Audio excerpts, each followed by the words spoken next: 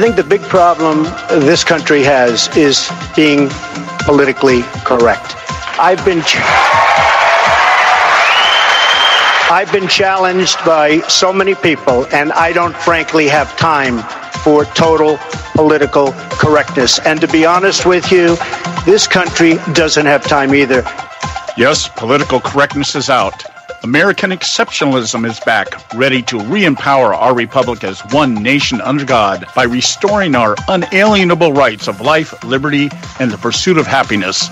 This is the Conservative Syndicate, real conservative talk from real conservatives, with your host, John Matthews.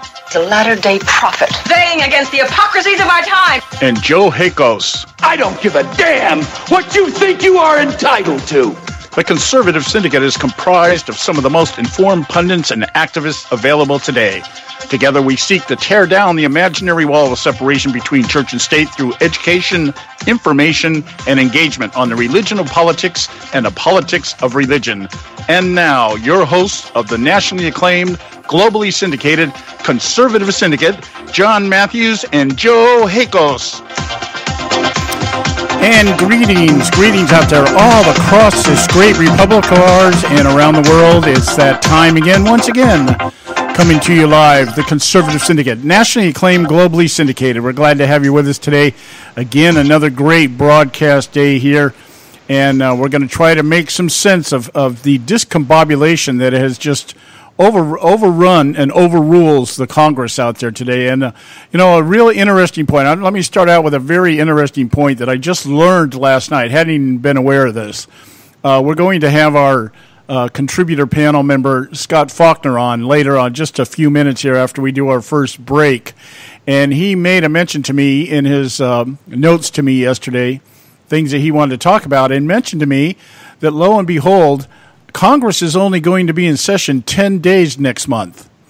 And I was, just hearing a simple thing like that puts so many things in perspective.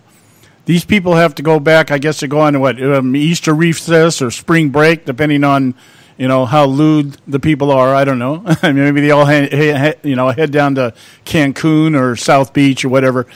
But 10 days in Congress 10 days in session next month, and you wonder why they're trying to push something through so fast.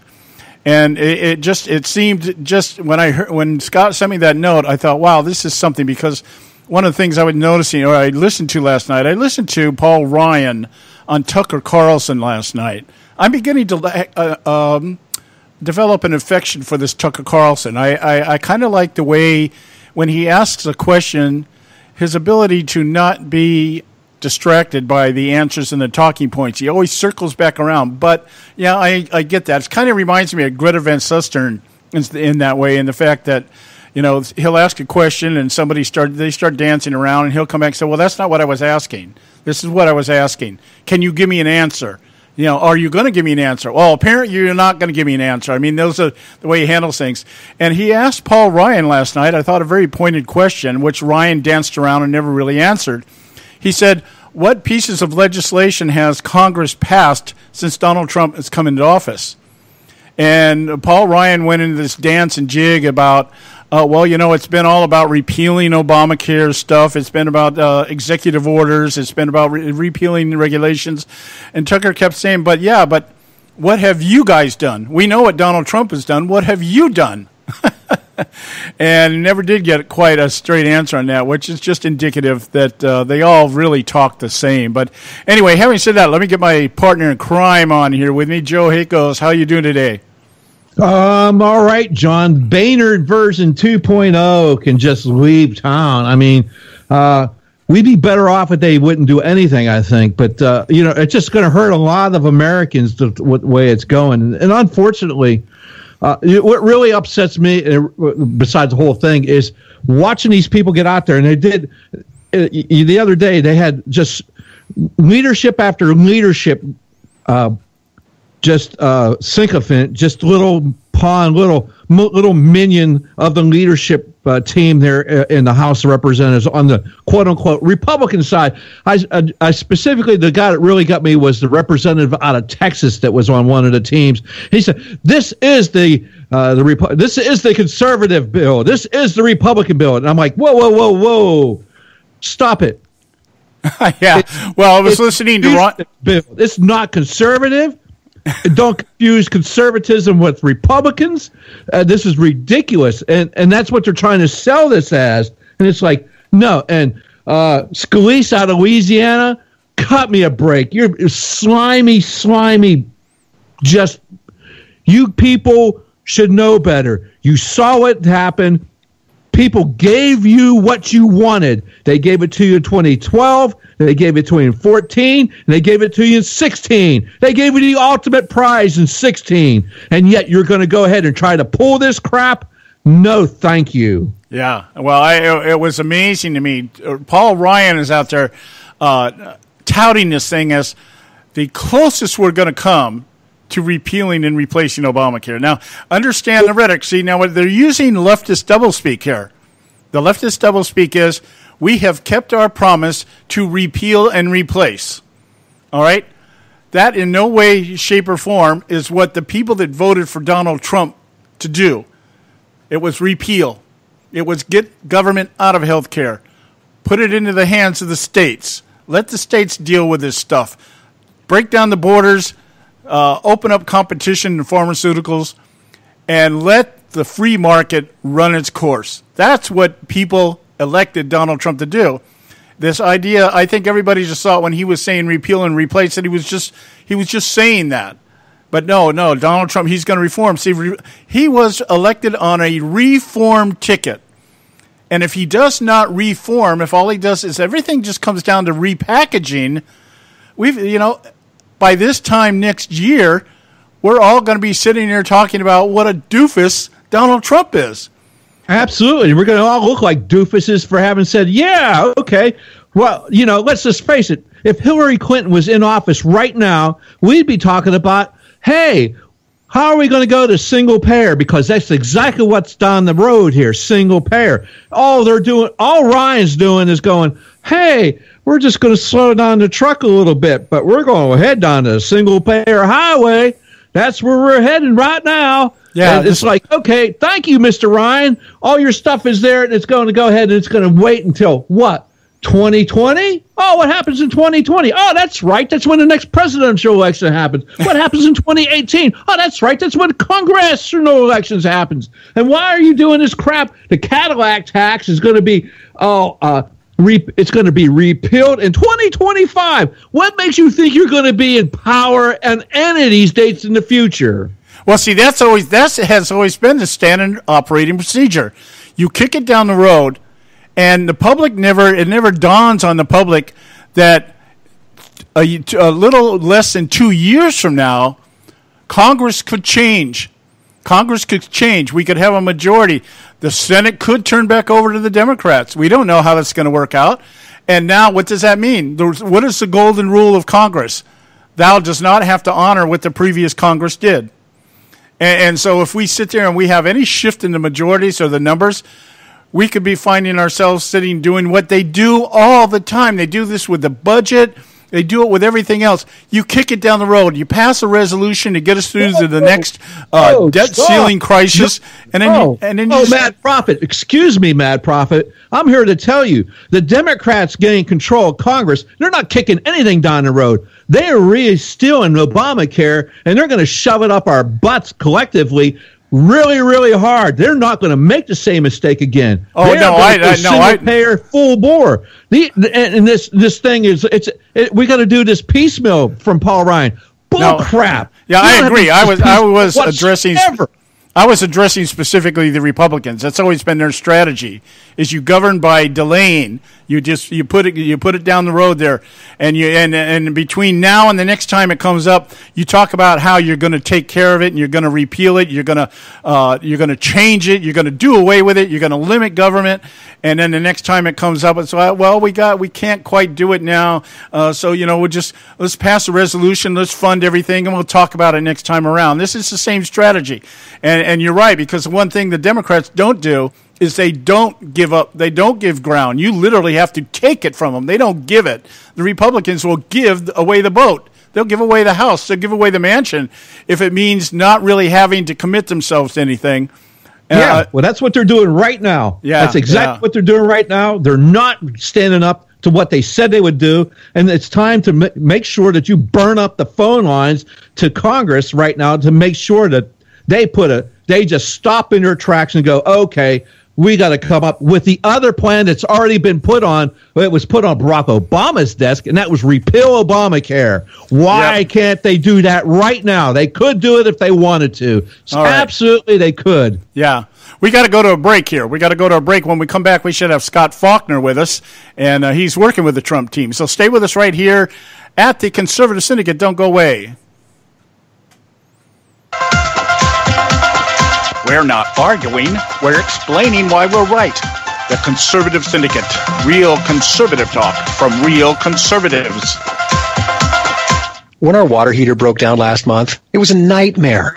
It took 5 hours for the plumber to show up, and he charged us a couple of $100 just to come out. Then it cost another $1,800 to put in the new water heater. By the time it was all said and done, I felt like I'd been taken. But what else could I do? The smartest thing you can do is get a home warranty from American Residential Warranty. Their home warranties pay to repair or replace all your major appliances when they break, and they will break, and at the worst possible time. Call American Residential Warranty right now for free information on home warranties starting at just pennies a day. Don't wait for your refrigerator to stop running or your ceiling fans to stop turning. Call American Residential Warranty right now. Ask how you can save up to 50% on washer and dryer coverage. Just call 1-800-790-5960. That's 1-800-790-5960. Again, 1-800-790-5960. Call now.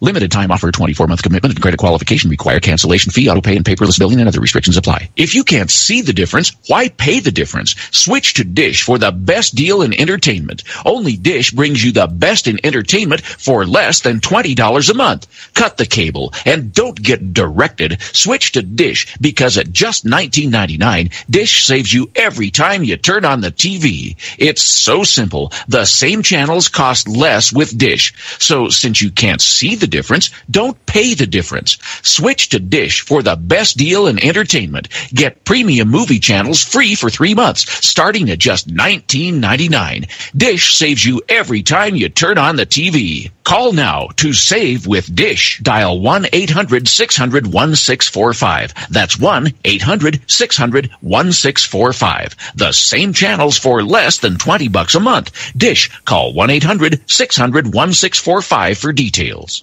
Hey, folks, if you're like me, you don't place a whole lot of trust in today's media for the real truth and facts regarding the volatile world of finance and politics. When I want the real scoop on money, I go to the most trusted source I know, my good friend and colleague, Bob Cardoso. Bob is a noted expert with a PhD in international finance who airs his nationally known, globally syndicated show, Robert Cardoso Live Daily, Monday through Friday, 3 to 5 p.m. Pacific time.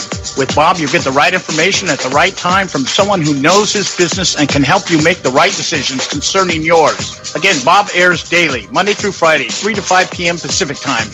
Visit his website at robertcardosolive.com for information regarding stations and topics. That's robertcardosolive.com. Check Bob out. You'll be glad you did.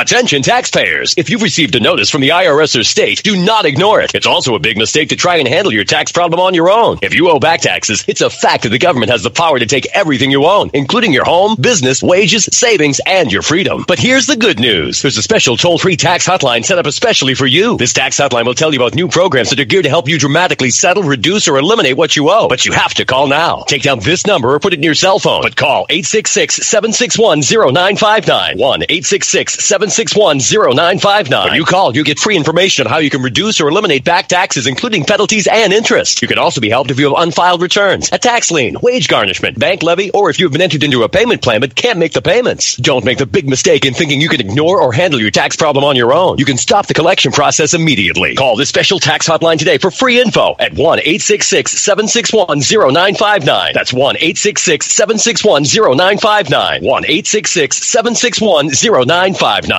Believe in yourselves. Believe in your future.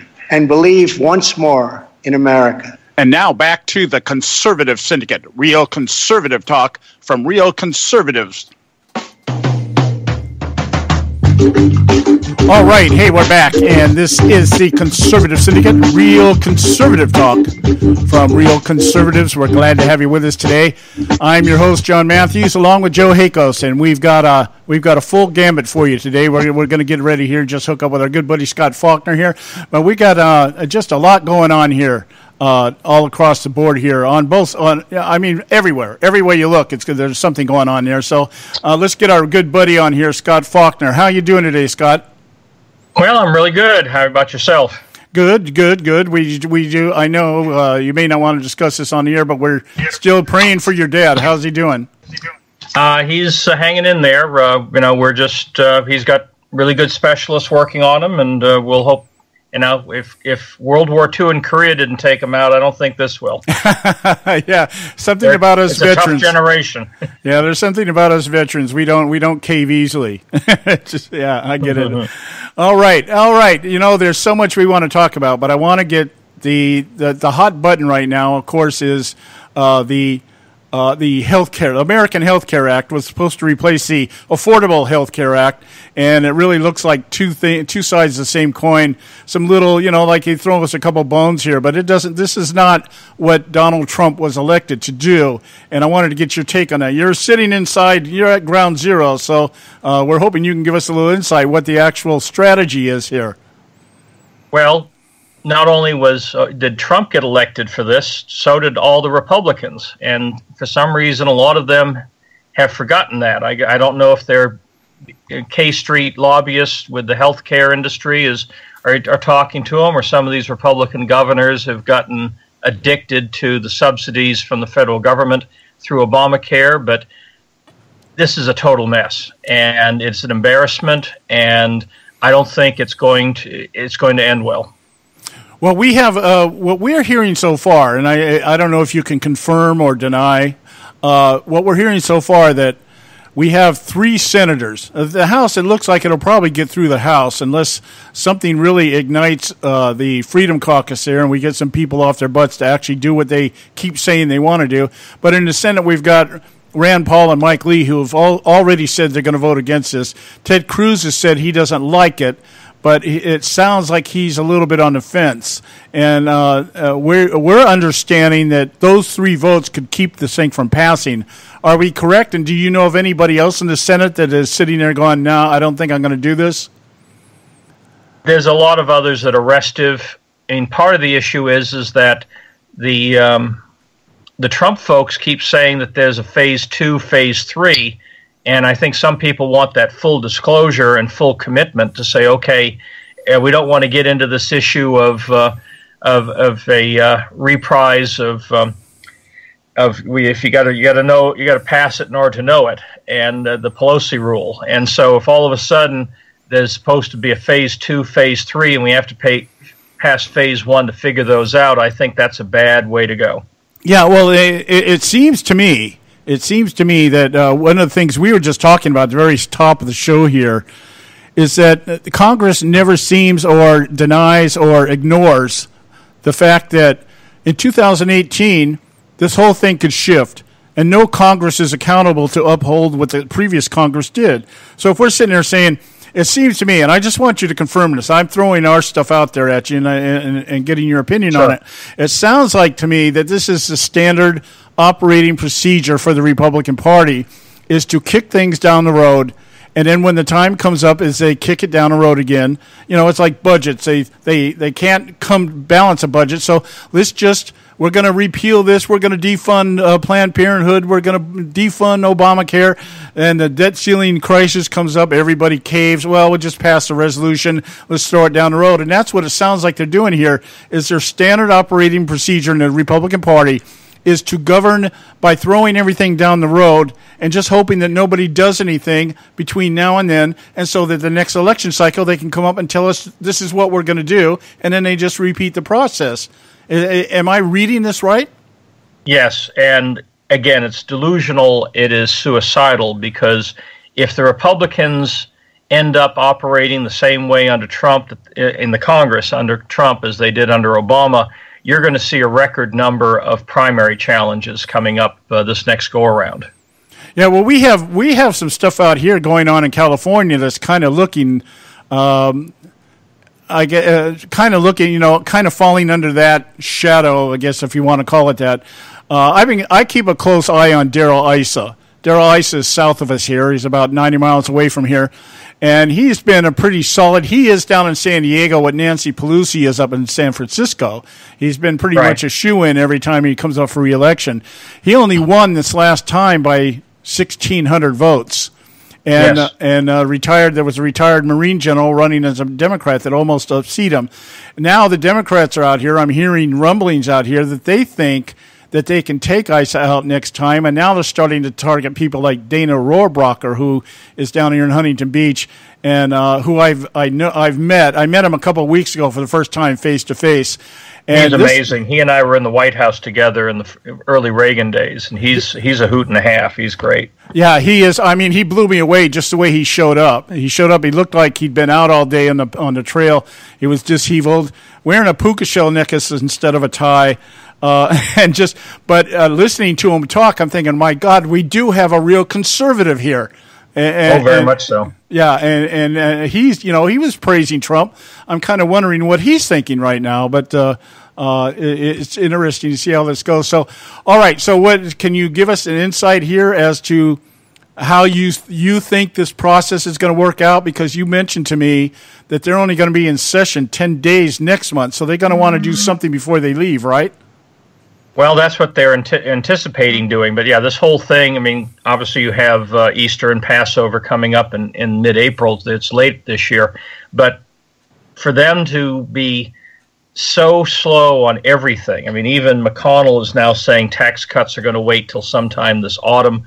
I mean, they are just acting like there is no sense of urgency. I mean, they haven't pushed aggressively against Schumer on the appointments. They have... They're doing the slow roll on the whole concept of taxes. They're doing this only 10 legislative days in April, and they're sitting there going, oh, we're working so hard. Well, no, you're not, and shame on you. And I just was texting back and forth to some longtime Reaganites who became longtime Trumpsters, saying that on January 23rd, if you and I were in Congress, we would have launched 24/7 every investigation under the sun of the Obama administration, of Clinton, the Clinton Global Initiative, Fast and Furious, you name it, every single thing, because now you had an executive branch that would not stiff arm you and stonewall you. Trump and his people would have given you the documents, forced the career employees to go up to the Hill and actually testify instead of avoiding subpoenas and pleading the Fifth. You would have been able to have triangulated fire and absolutely destroyed every single shred, every single microscopic organism of the last 8 years. And they've done nothing. There's not one single investigation going on like that. I mean, yeah, they're playing around now with the FBI and, was Trump bugged and not? But, Trump had to force that through his tweets. The 23rd of January, Monday after the inaugural, you had the House, you had the Senate, you had the executive branch. Why did they not just begin carpet bombing the last 8 years? Yeah, it always makes me think that I think the biggest fear in Congress today about doing this sort of thing is that some of their own might get exposed in the process. But it's so indicative. In line with that, I'm glad you brought that up because it leads me into my next question for you. I was listening to Tucker Carlson talking to Paul Ryan last night about his Ryan Care bill. And during the course of the conversation, Tucker Carlson asked Ryan, he said, Donald Trump's been in the office now, 40, 50 days. What legislation has Congress passed since he's been in office? And Ryan went into this list of things that Donald Trump had done. repealing regulations, executive orders, issuing new executive orders, and now we're working on Obamacare, the replace and repeal of Obamacare. And Tucker kept circling back going, but what have you done? What have you done? What has the House done? What has the Senate done in terms of getting legislation passed? And Ryan never did really come up with a clear answer. He kind of deflected and said, well, there's some stuff sitting in the Senate right now, but never really expounded on what that was. And I, you know, that falls in line with what you're saying. No investigations, this, that, and the other. And I'm really beginning to think that I don't know how to phrase it, but it's like at what point in time do we, the people, wake up and realize that we're being lied to by both sides all the time, 24/7. None of them can be trusted anymore, because unless we have a clean house somewhere down the line here, this is just going to continue. It's just going to be the same thing over and over again. It's just a matter of who's sitting in the seats, but it doesn't make any difference to me and to anybody else in Congress as to what they're supposed to be doing. I'm just kind of concerned, you know, is there anything that you know of, any legislation that's sitting in the House or in the Senate that they plan on passing before April outside of Ryan Care? There are two very interesting pieces of legislation that have moved through the House in the last couple of weeks. One is a study commission dealing with regulations. The other one is a regulatory impact process to not only roll back regulations, but put some more teeth into Congressional Budget Office and other estimates of the regulatory impact or economic impact of regulations. They're fine, too little too late in my book. To me, I'm always concerned about any study commission, because that allows them to kick the can down the road that way, say, hey, you know, we're studying it. Well, everybody instinctively knows on our side of the aisle that things are bad. So do you really need to spend 3 or 4 years coming up with more detail on that? I mean, you can go to Citizens Against Government Waste, you can go to Cato, you can go to Heritage, even on Hoover and AEI on a good day, and the stuff is already out there. You don't need to develop a whole new commission to amass it. You just simply need to haul those spokespeople from those various think tanks in front of your committee and say, give us the goods and let's just get on with it. And so it's just let's restart the whole program. Is that the deal? We got a new president, so we got to start from scratch. I mean, the idea of Rand Paul floating out there the other day. Let me ask you about this. Why don't we take this bill that everybody agreed on in 2015, repeal Obamacare, and pass that? I mean, why do we have to start from scratch again and try to come up with something that's going to appease? You're not appeasing the American public. You're appeasing congressional members. That, you know, trying to change something without really changing it to give the impression, and the Democrats aren't going to agree with it anyways. Do you think they're ever going to concede that Obamacare is a farce? No, they're not. Yeah, I know. I mean, the Limbaugh today was saying that if Trump came out for single payer national health care tomorrow, which is even beyond Obama's and Hillary's wildest dreams, the Democrats would still be against it because it was proposed by Trump, and people don't seem to get that. I mean, Trump could have a bill celebrating that the sun rises in the east, and the Democrats would be against it because it's something Trump is proposing. So it's people need to understand this is total war. The other side is viewing this as total war. They will not relent. They will not be diverted. They will not be cajoled. They will not be bargained with until Trump is out of office. Yeah, and also, you know, just destroyed in the eyes of history. And people need to understand that we have a relentless foe. And when you have a relentless foe, whether it's the Nazis, the Japanese, the communists, or the left wing in this country, you've got to deal with it as a relentless foe, which means total war back and total destruction back. Yeah, you can't. There's take no prisoners, no negotiation. That's one thing I learned from Barry Goldwater. As soon as you want to negotiate, you've told the enemy that you've got something you want to give up. You've already lost. And I'm going to turn the mic over to Joe when we get back from our break here. We're coming up in a break because Joe has his theory or his plan, or his theory right now, is that this thing is actually going to turn into a call for single-payer health care down the road here, and I want to let him articulate that to you because I think he's on to something here. We've got Scott Faulkner with us. This is a Conservative Syndicate. We'll be back in just a moment. Stay with us. Red State Talk Radio is now available as a voice command on your Amazon Echo and Echo Dot by simply saying, Alexa, play Red State Talk Radio. Red State Talk Radio on TuneIn. Red State Talk Radio, WRS Cleveland. Are you behind on your taxes? The IRS is the largest and most aggressive collection agency in the world, and they can seize your bank account, garnish your paycheck, close your business, and file criminal charges. Tax Mediation Services is accredited by the Better Business Bureau. Our team of tax attorneys and enrolled agents can stop collections and get you protected. If you owe over $10,000 in back taxes or have unfiled tax returns, call now for a free case review and a price protection guaranteed quote at 800-790-4294. 800-790-4294. You know, sometimes when you compare prices on products, you think to yourself, what difference does it make? The rates are all about the same anyway. But sometimes the rates are very different. Let me give you an example where there's a huge difference in pricing between companies. Vehicle protection plans. Look, if your car is 4 years or older, having a vehicle protection plan is a no-brainer. The trick is not to overpay for it.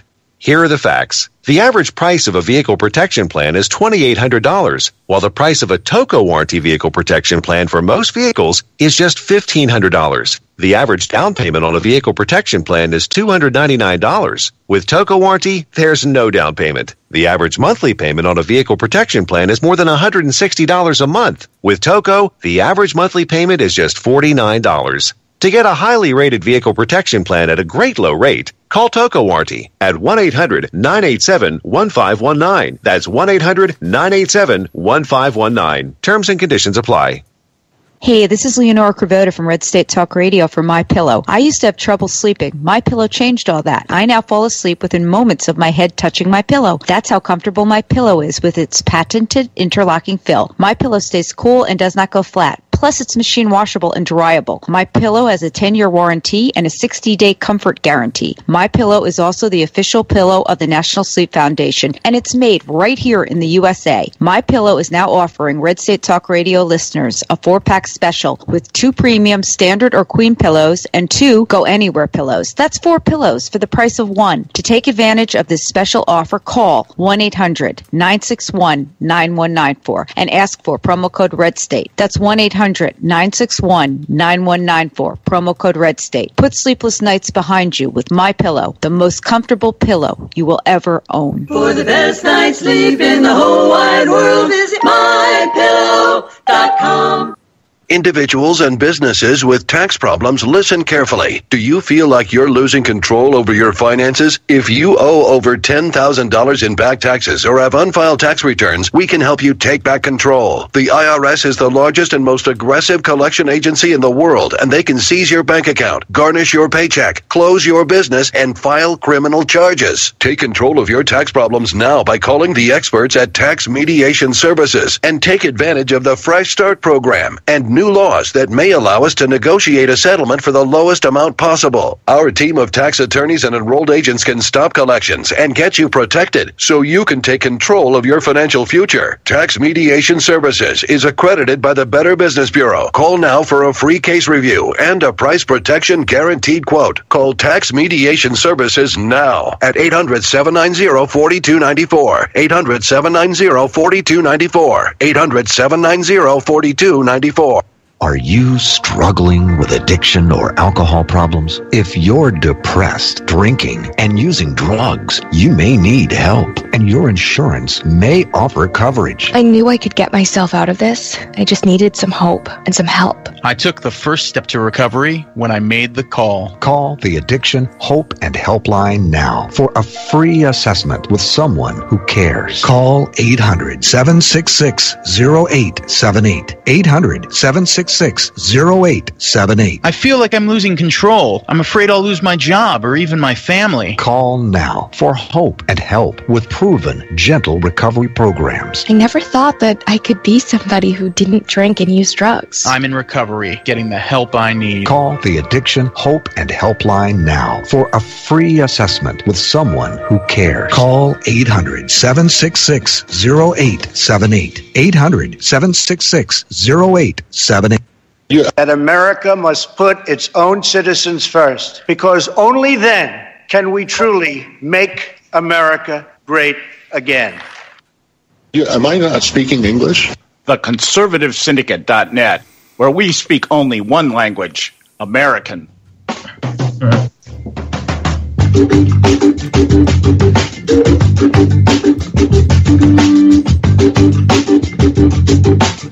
That's right. That's right. That's right. We're speaking American here. Conservative American. Yeah.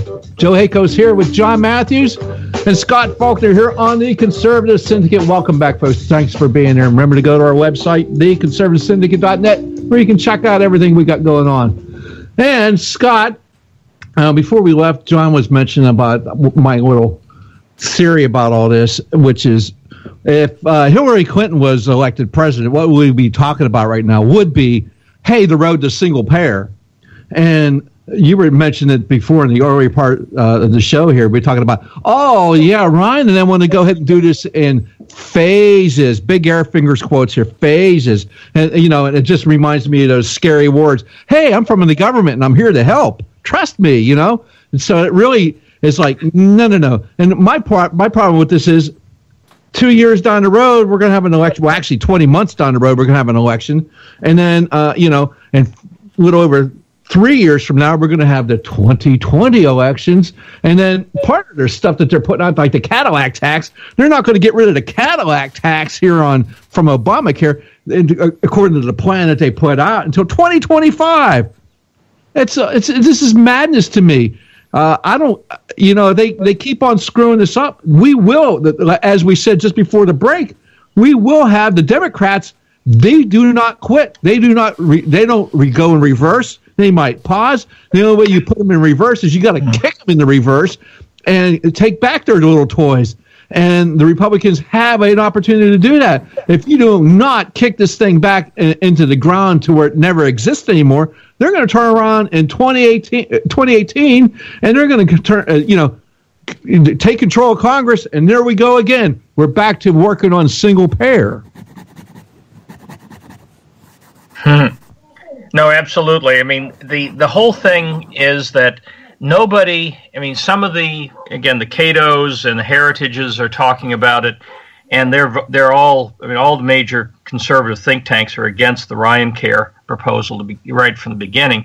But the whole concept of we need to have a dialogue, which has really never happened, even back to Hillary Care in 1993, 94. We need people to understand that in America, if you get hit by a car or shot by a gun, we're the number one shock trauma treatment in the entire world. I mean, if you're going to have if you need diagnosis or you have shock trauma issues, America's the place. But if you have a chronic disease, America's like number 39 among the Western countries, the developed countries. And it's because the healthcare industry, big pharma, the insurance companies, a lot of the folks on K Street have driven up prices, have totally warped the market. Medicaid and Medicare has warped the market. I mean, when people can go to India and get the same heart surgery or the same hip replacement for like 5 to 10% of the cost in the United States, there's something grievously wrong. And in this day and age, you're getting Indian doctors and Indian nurses in this country in most hospitals anyway. So if you're flying to India, at least you get a nice tourist trip and you get to have the same level of care at a much reduced price. Why? Why has the market forces in this country gone so off the rails? And then the other part to it is this whole issue of as people are living into their 90s and even into their hundreds and no longer just dying of because they smoke cigarettes in their 50s or drop dead of a heart attack in their 60s, you got lots and lots of chronic diseases that were not there a generation ago, whether that's Alzheimer's, type 2 diabetes, congestive heart failure, all these items. There's a lot of treatments that are not do not line the pockets of big pharma. There's nutritional, there's homeopathic, there are things that are used traditionally throughout the rest of the world that's considered non-traditional in this country because big pharma has perverted everything. And so when you start to look at this whole concept, why there hasn't been a major dialogue on market forces, major dialogue on treatment protocols, major dialogue on overall costs, and why the other countries, you can get better treatment, you can get better drugs in Europe because the FDA process is so screwed up over here. Those are the things that we need to begin with. Then you say, okay, what is the regulatory environment? What is the tax treatment environment that will get us back to where we were even just 10 years ago, where people could have an affordable health care insurance with a rational deduction and rational premiums. I mean, everything has just gone topsy-turvy, totally off the rails, and nobody's talking about any of that. It's all politics, it's all maneuvering, it's all posturing, and it's not doing anyone any good. Yeah, and it comes down to, and as I always say, it's like follow the money. The top recipient from in 2015, 2016 from, let's go with hospitals and nursing homes. Number one, Paul Ryan. Pharmaceutical health products. Number one, Paul Ryan. Pharmaceutical manufacturer. Number one, Paul Ryan. Oh, let's see. We can go down the line. Medical devices and supplies. Number two, Paul Ryan. Follow the money. Why is this happening? Because K Street and the lobbyists are making the money. I mean, the subsidy that used to be you'd have to pay a tax to the IRS, whatever, if you didn't have health care. Now, according to this bill, you get health care, you pay a penalty, not to the IRS or the government, you pay it to, an insurance company. That's brilliant moving there. Yeah, wonder who that lobbyist is, because they're having a hell of a good time. Well, most members want to get on the Ways and Means Committee, some because they want to do the tax side, and it's not because they want to improve the tax code or create flat taxes or things. They want to load it up and get their friends on K Street to give them lots of PAC money. But most of them in the last 10 years want to get on Ways and Means because of the health side. And that's where, and so if you look at the Ways and Means Committee in the House, Republicans and Democrats, the amount, like you're mentioning, follow the money. Follow the amount of pharmaceutical and other lobbyist money that is going to members of the House and Senate, Republican, Democrat, in the House Ways and Means Committee, all dealing with health. It's like, it's manna from heaven. It's, rivers of gold. And their motivations are not ours. Yeah, you just look at leadership. McCarthy. What's he getting from pharmaceutical manufacturing? He's the number 2 guy. Farm and health products. He's the number 3 guy. I'm just getting this from Open Secrets. I mean, you can. Oh yeah. Well, McCarthy was the district manager for Bill Thomas, who was my nemesis when I was up on the Hill in the 90s. And Thomas, after he tried to line his pockets with House administration, which is what I frustrated, he went over to Ways and Means and became a multimillionaire for the same thing and now McCarthy's following in his footsteps and is representing that same district. Yep, absolutely. I mean, he's number 1 in health services. He's getting money from them. So follow the money. Why do they want to drag this down the road? Well, it's because they can get more money. It's all about getting their re-election campaigns going already. We're what, 5-6 months from having an election? Yeah, you know what? If I can, let me interject something here. We've got a couple of minutes here before we go to break, and it's going to actually take me a couple of minutes to phrase the question I want to throw at you, Scott, because you just said something that kind of tweaked my ear. And Joe, you also said something, so I'm putting some pieces together here while both of you are talking here. You talk about these phase 2 and these phase 3 things that are supposed to happen. The Medicaid expansion is supposed to fade out. And I imagine what they're talking about here is that by saying, let's take the simple aspects of what the selling points of what this is all about here. Paul Ryan and those people are saying, okay, here's the deal. We're going to remove the borders so that health care can be sold across the borders. Now, I assume they're figuring, or at least they're presenting that as a way of increasing competition, therefore increasing business. Health care providers are going to have to compete with other healthcare providers. Therefore, they'll look at their bottom line and they'll streamline costs and they'll be more cost effective in what they do. And I'm sure that's what the thinking is behind it, or at least that's what's being pitched out there in their little snake oil sales bit that they're giving each of us now. So then we think, okay, well, phase 2 and phase 3 are kind of like, in my opinion, what I'm looking at from what I know at this point, are kind of like backup subsidies. If what happens between now and 2020 doesn't work, well, we've got a plan B, and we're going to be able to do this. Now, if we say, you just mentioned, Scott, you talked about the fact that we people are living longer, that there are different diseases out there now than there were before, Alzheimer's and things that we never really paid much attention to, and are occurring on a much larger scale than they used to. Where we used to worry about tuberculosis and polio, now we're worrying about Alzheimer's and Parkinson's disease and things like this. And that just triggered in my mind here when I think of all these pharmaceutical commercials I see every night, for restless leg syndrome, yes, dry mouth, and all these things that they're just conjuring up. It's like somebody's doing research someplace and they find something that does something. Viagra was supposed to be about treating heart ailments. Turns out to be, hey, a great aphrodisiac, that kind of stuff. So, okay, let's create a disease. What's the disease? Erectile dysfunction. All right. And all of a sudden, men all over America are talking about being impudent. And so I look at all this stuff and I'm thinking, this must be what's driving the idea that if we create competition, it's going to create more revenue. It's kind of like a bastardized version of Reaganomics. If we lower taxes, we're going to lower the taxes and create competition, and therefore everybody's going to win.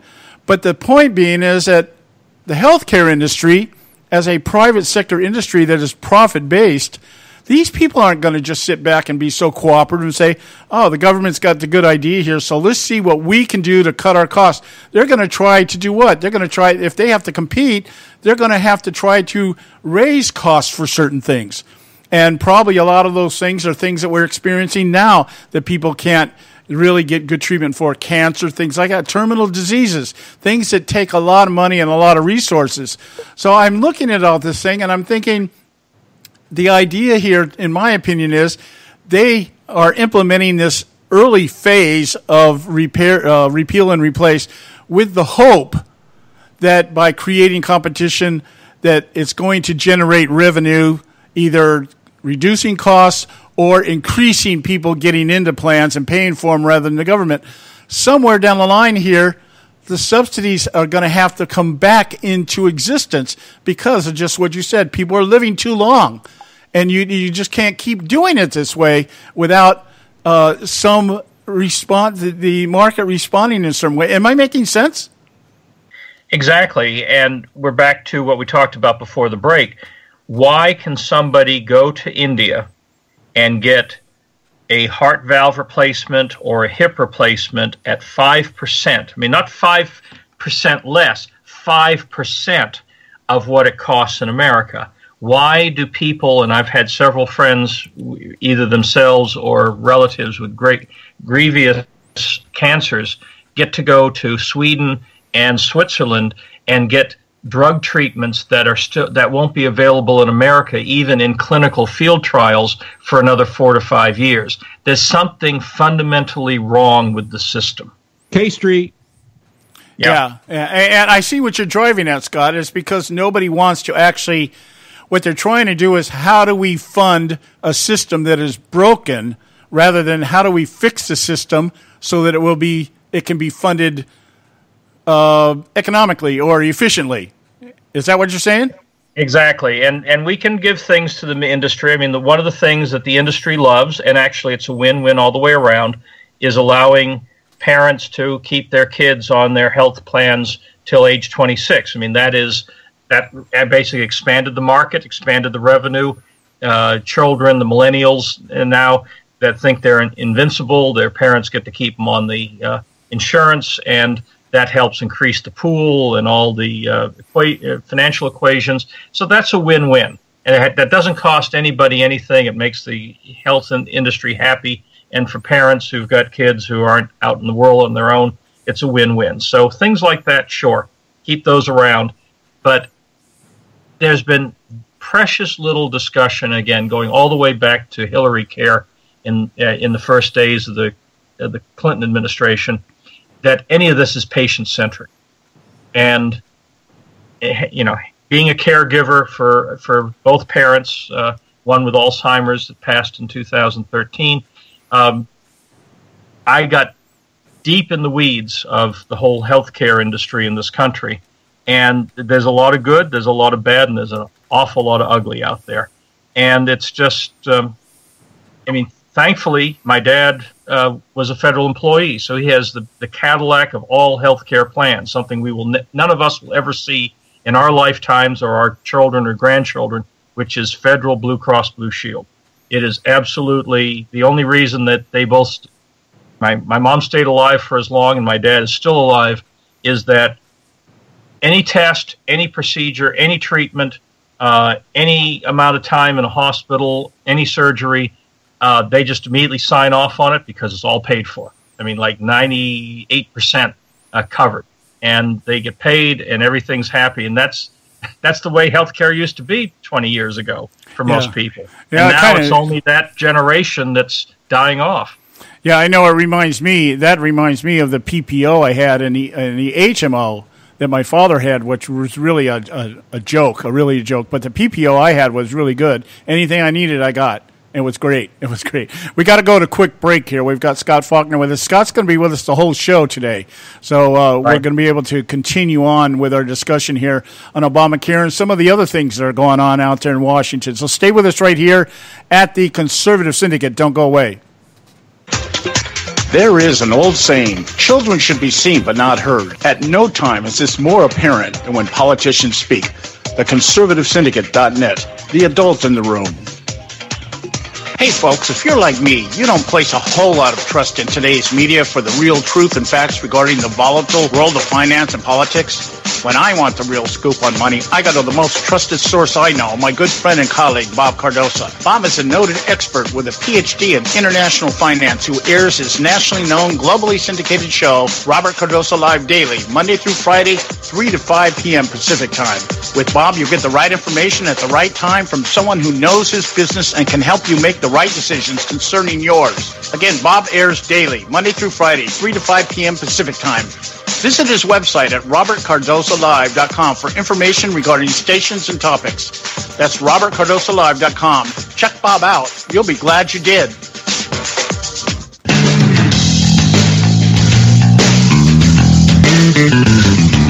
History affirms a vibrant civil society thrives on freedom of conscience, religion, and choice. Any society absent these qualities stifles individual responsibility and accountability, thus enslaving its people by denying them the potential for goodness, creativity, and altruism. To that extent, oppression, coercion, and totalitarianism are multiplied exponentially. To counter such outcomes, the American Freedom Alliance was formed. The AFA is a nonpartisan, non-aligned movement which promotes, defends, and upholds Western values and ideals. The Alliance strives to build an international coalition of citizens of the West who together promote and protect moral values, democracy, and freedom. To find out more and become part of this valuable asset in the preservation of freedom and all its rewards, contact us at AmericanFreedomAlliance.org. That's AmericanFreedomAlliance.org. Let freedom ring. That America must put its own citizens first, because only then can we truly make America great again. And now back to the Conservative Syndicate, real conservative talk from real conservatives. Okay, hey, we're back, and this is the Conservative Syndicate. We want to encourage you to visit our website, theconservativesyndicate.net. We've got Joe. We've got Scott Faulkner with us today. I'm your host, John Matthews, along with Joe Hakos, my co-host and partner in crime here. I want to rephrase the question here, Scott. We've got about maybe 3-4 minutes here before we got to go to the top of the hour, and if we need to, we can expound on it. But I want to rephrase this question here. Is the GOP banking on the creation of competition to alleviate the expansion of Medicaid and thus allow them to phase it out as they're saying they want to do? And if that is what they're thinking, if that fails, would that not require us then to look more towards increasing subsidies, which would be increasing taxes, or perhaps heading us in the direction of single payer, as Joe was mentioning earlier? Is that a viable path? I think, again, the Republicans are being very myopic, very short-sighted, still very tone-deaf to what the American public voted for this last election cycle and in the 2 off-year election cycles before that they want Obamacare gone. Not amended, not fixed, not tweaked, but gone. And the best way to do it would really be to create an ideal system and basically keep Obamacare there, let it die on its own, and say if you want to keep Obamacare, you can. Your Obamacare, people will flee the system, bring the new system up, take time to kind of, again, have a patient-centric system that's reflective of world economic conditions, not just K Street economic conditions, and not just simply right now, they just want to get their headline. They want to get their bill signing ceremony. They really could care less what's in it, and it's just a mess. It's just a total mess. Yeah, I totally agree with that, and I can see what you're saying there, because that seems to be the big thing. They want to be able to say, yeah, we repealed and replaced. Now, we replaced with something just as bad, but at least we did what we said we were going to do. But I think, further to my point, this is just what I envision here. I'm saying, okay, the idea of fading out Medicaid, all right, let's translate that. Subsidies. Okay, we're gonna by allowing competition, by tearing down borders, allowing pharmaceuticals or whatever steps they're taking to create a competitive market, with the thought of that will bring more people in, that will alleviate the risk pool problem that Obamacare has right now, and that will help us phase out the need for Medicaid, which is basically tax subsidized health care. Now, if that doesn't work, then you have to go in reverse. You have to say, okay, now what we got to do is we've got to go back to subsidizing. Now, how do you do that? Well, you can't really go back to the private healthcare industries now and say, hey, we're going to go after you. We're going to make you do this or make you do this. The taxpayer is the one that's going to have to pick up the bill. So we're right back into that. Once that happens, now you're saying, well, it's going to cost too much in taxpayer dollars to maintain the system. We need to do what? Take over the entire system, create single payer. That's how I'm seeing it. Well, what's amazing to me, and this whole slippery slope started back under Lyndon Johnson with his Great Society. His entire intent was to create a welfare class, a class totally dependent on the federal government for everything, so that the Democrats would have an eternal pool of votes whose total vested interest was in furthering the size of government, expanding it, and supporting Democrats who supported it. In 1965, when Medicaid and Medicare came into being, America was the healthiest country on the face of the earth.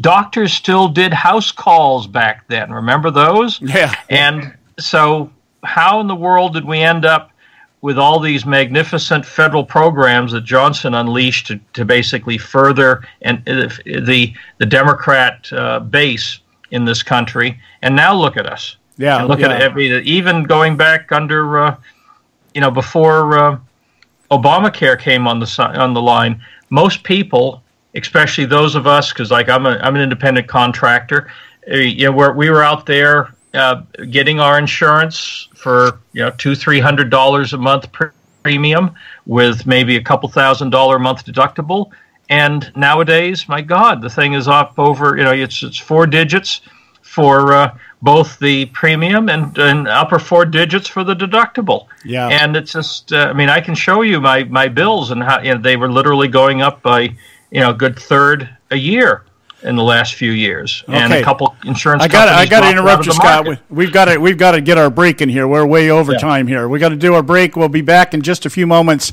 Stay with us right here at the Conservative Syndicate. I have said ever since Donald Trump first announced his candidacy for president that the nature of Donald Trump's presidency would expose the bigoted socialist rats like the ones trying to take down Attorney General Jeff Sessions. Hello, I'm Ron Edwards. On today's page from the Edwards Notebook, the Democrats are nothing more than a gaggle of bitter, disgusting patriot phobes, liberty phobes, Constitution phobes, low tax phobes, Christian phobes, Trump phobes, etc., etc. They even recoiled when the president called to strongly go after terrorists and get them out of the country. The Democrats have devolved from just being the opposing party into obstructionists, or more accurately, deadly enemies of the Republic. But despite those enemies of our beloved America, she shall be great again. And we the people will be joyful as Americans in a land where God shall be honored. Prosperity will soon break out from sea to shining sea. In fact, much of the world will be blessed as a result of a renewed United States. If the Democrats remain embittered, bigoted progressives, they will soon be relegated to long-term irrelevancy as they from the sidelines watch America the Beautiful become and remain great for a long, long time. God bless America, and may America bless God. I'm Ron Edwards. Blowing away the myths and revealing the truth. You can continue to blow away the myths with Ron Edwards on Facebook, Twitter, and theronedwards.com.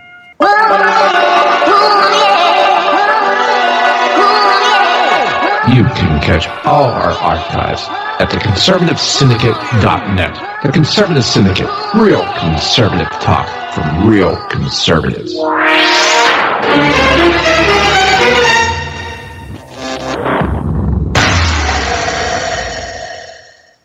Prices are for base buildings only. May not be available in some areas. Attention business owners, do you want a stimulus package that really works? Before you spend thousands of dollars more than you should on your next building project, listen to this. General Steel has a stimulus package designed to help you save as much as half the cost of conventional construction on your next building. As much as half. That's right. General Steel can save you thousands of dollars with a pre-engineered steel building designed for your business or church. How about a 50 by 100 foot building for under $30,000? So don't pay thousands more than you should without calling General Steel first and save as much as half the cost and time of conventional construction. With the projected demand for steel in Japan and China, prices may be skyrocketing. 877-927-3360. 877-927-3360. 877-927-3360. Term life insurance. It can be a powerful way to protect your assets and your family. You work hard to earn and save your money to build a nest egg for the future. Don't let it get wiped out because you didn't plan ahead. Take the time now and make a small investment in $500,000 or more in quality term life insurance. Call the Term Lifeline and let us shop the best companies to give you the lowest rates. We specialize in policies of $500,000 and above. Ask about some of our 10 and 20-year fixed rate plans with guaranteed rates. Call the Term Lifeline right now for your free insurance quote. 800-870-3609. 800-870-3609. You owe it to yourself to protect your family and your assets. Make term life insurance part of that plan. Call the Term Lifeline right now. 800-870-3609. 800-870-3609. Hey folks, if you're like me, you don't place a whole lot of trust in today's media for the real truth and facts regarding the volatile world of finance and politics. When I want the real scoop on money, I go to the most trusted source I know, my good friend and colleague, Bob Cardosa. Bob is a noted expert with a PhD in international finance who airs his nationally known, globally syndicated show, Robert Cardosa Live Daily, Monday through Friday, 3 to 5 p.m. Pacific Time. With Bob, you get the right information at the right time from someone who knows his business and can help you make the right decisions concerning yours. Again, Bob airs daily, Monday through Friday, 3 to 5 p.m. Pacific Time. Visit his website at robertcardosalive.com for information regarding stations and topics. That's robertcardosalive.com. Check Bob out. You'll be glad you did.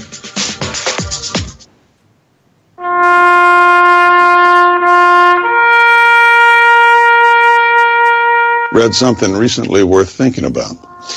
It's the soldier, not the campus organizer, who's given us freedom to demonstrate. It's the soldier, not the reporter, who's given us freedom of the press.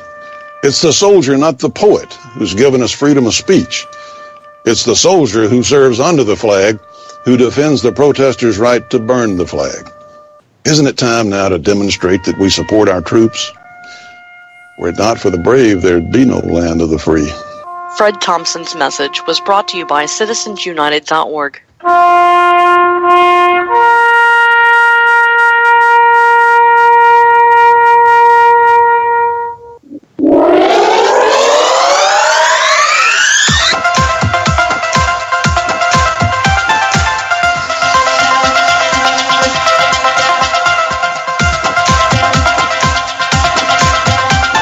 I think the big problem this country has is being politically correct. I've been challenged by so many people, and I don't frankly have time for total political correctness. And to be honest with you, this country doesn't have time either. Yes, political correctness is out.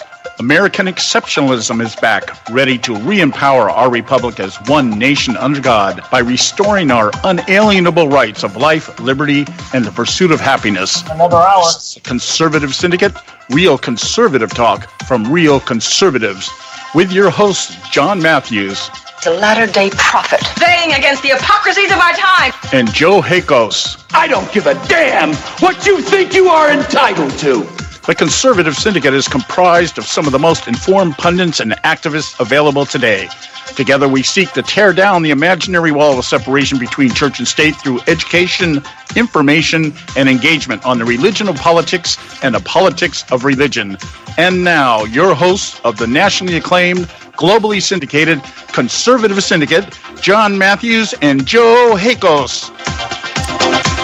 Okay, hey, we're back. Hour two right here at the Conservative Syndicate, real conservative talk from real conservatives. We're glad you took the time to join us. I hope you got something out of that first hour. We're going to head into our second hour here with Scott Faulkner, a weekly contributor, when we can get him on. He's so busy out there in Washington. You and Jonathan Dunn, I have a special place for. It's like I never push anybody because I know you guys are both very heavily involved in what you're doing, and it requires sometimes putting people like us on the back burner. But we're glad to have you with us today, Scott.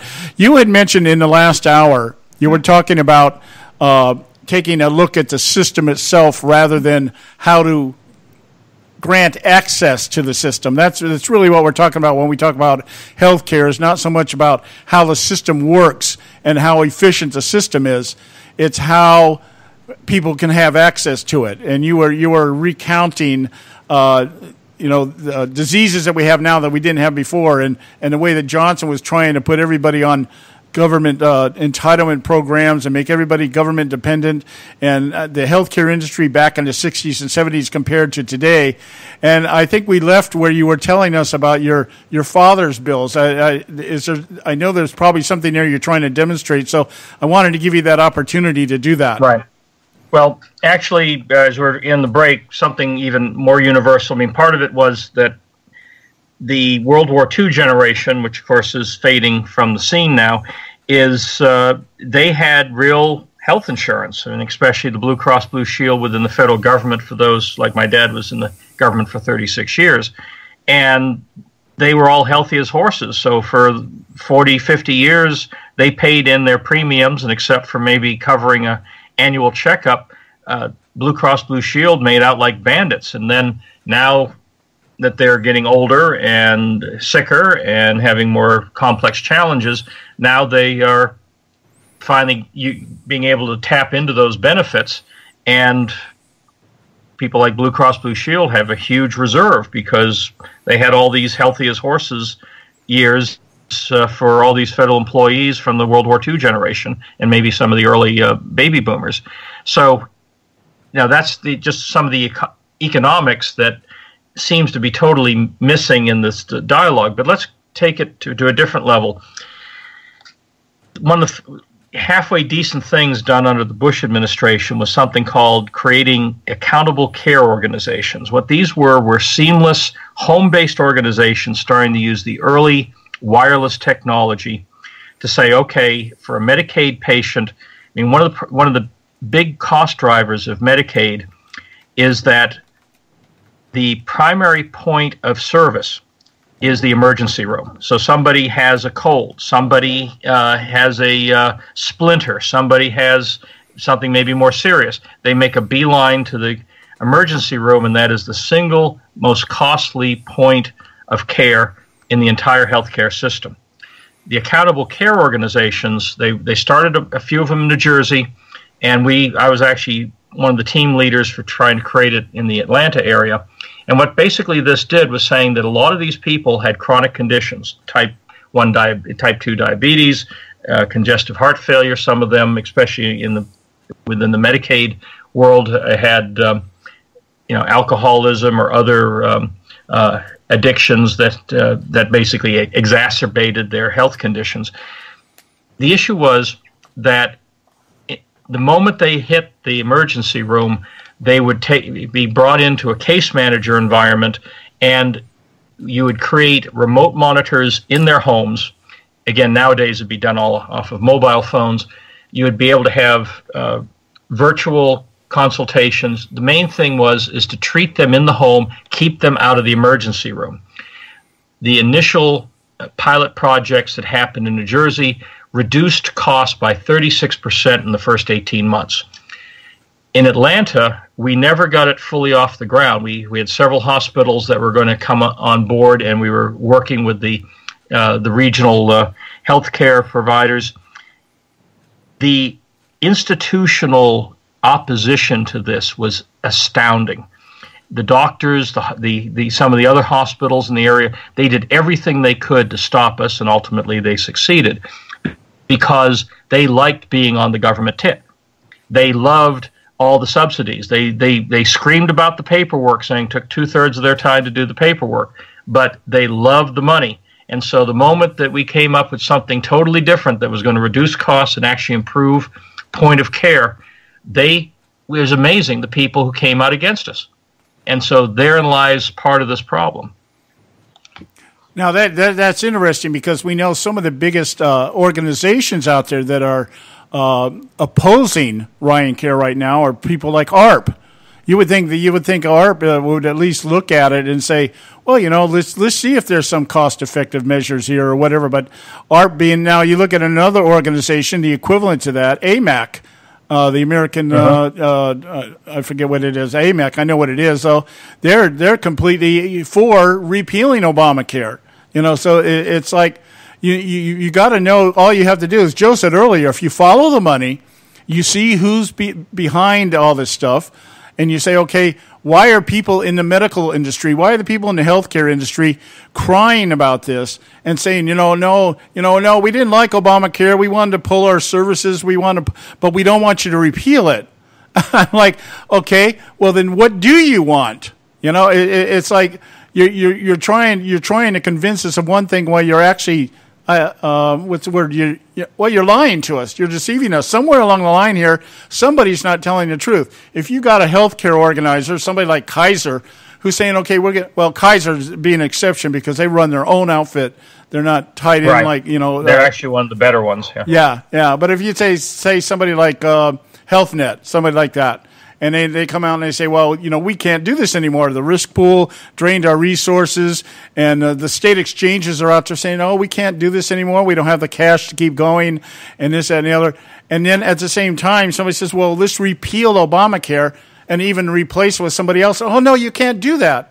I'm like, okay, well, so what's the beef here? It's hard to put your finger on. It's like a heroin addict not wanting to go cold turkey. I mean, we need to come up with some sort of methadone process, I guess. Yeah, I guess so. And you almost get the impression that they're trying to feed each other placebos of some kind.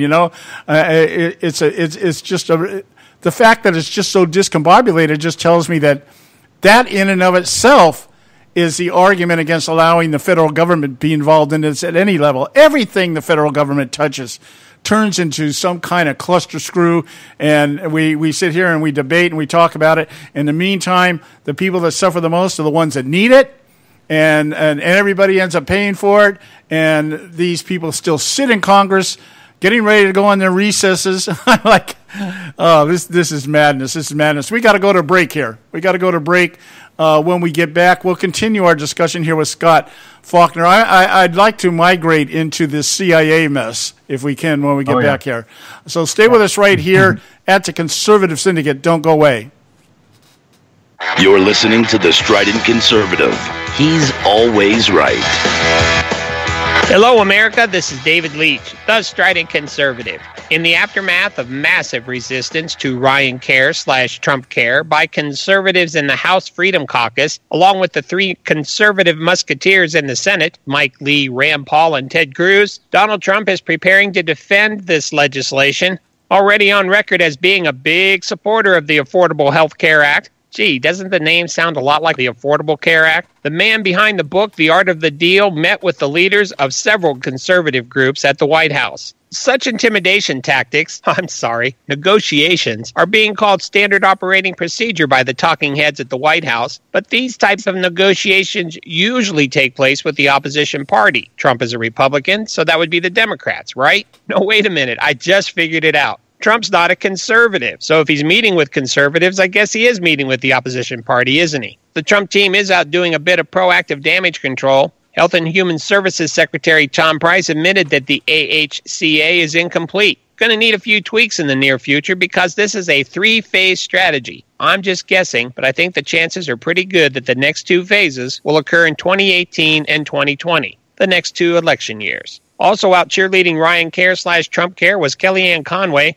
In an interview on Fox News, Conway admitted that the bill was in need of negotiation, even though, as she stated, it repeals and replaces Obamacare simultaneously. As we all know, if it did that, there would be no need for negotiation. She then offered an interesting conclusion to her interview when she stated that the new law shouldn't be called Trump Care because Trump never said he wanted his name on it. And of course, as we all know, Trump never puts his name on stuff, right? Maybe the reason he doesn't want his name on the AHCA is because he knows, as we do, it's a disaster. If you have a comment on this topic, visit stridentconservative.com.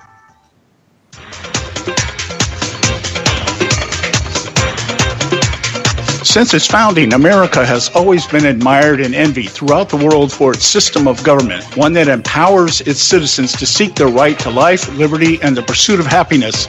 No other country or nation in history has benefited from its diversity simply due to the opportunities available to anyone from anywhere. But there have been and are those who envy our freedom for a very different reason. And today we find ourselves as never before being threatened by this formidable foe intent on our destruction. For this reason, Act for America exists. Act for America is the nation's largest nonprofit, nonpartisan, grassroots national security organization with over 300,000 members and 1,000 chapters focused on educating, engaging, and mobilizing citizens and elected officials to impact legislative outcomes to protect America against terrorism both here and abroad. As a result, our network has driven the education process toward the successful passage of 43 bills in 22 states. We continue to expand our nationwide volunteer chapter network, training citizens to recognize and help prevent criminal activity and terrorism in the United States while preserving the civil liberties protected by the United States Constitution. To find out more, check us out at actforamerica.org. That's actforamerica.org. My job is not to represent the world. My job is to represent the United States of America. And now back to the Conservative Syndicate, real conservative talk from real conservatives. All right. I'm your host, John Matthews, along with Joe Hakos, and you're listening to the Conservative Syndicate, Real Conservative Talk from Real Conservatives. We've got Scott Faulkner, one of our Conservative Syndicate panel members, with us today doing his weekly segment with us, and we're really grateful. I'm really glad that I can get you on for the whole show, Scott, because I know how busy you are out there, and Thank you. I appreciate you taking the time to stay with us.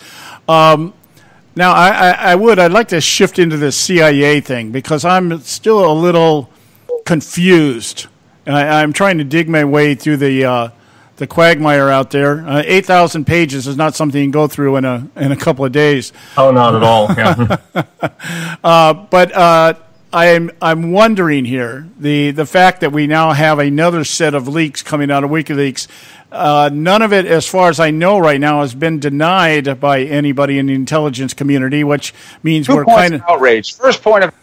I'm sorry. I think we're kind of in that what's the word? The Podesta camp here, where everybody wants to see how they can downplay this thing, but they don't have the gumption to do it, I guess. It's like they don't know exactly how they can do it. But what I'd like to do here is there's a little clip on here. Philip Mudd, I guess, is a CNN cybersecurity analysis. I don't know I guess they had nothing else to put in his business card.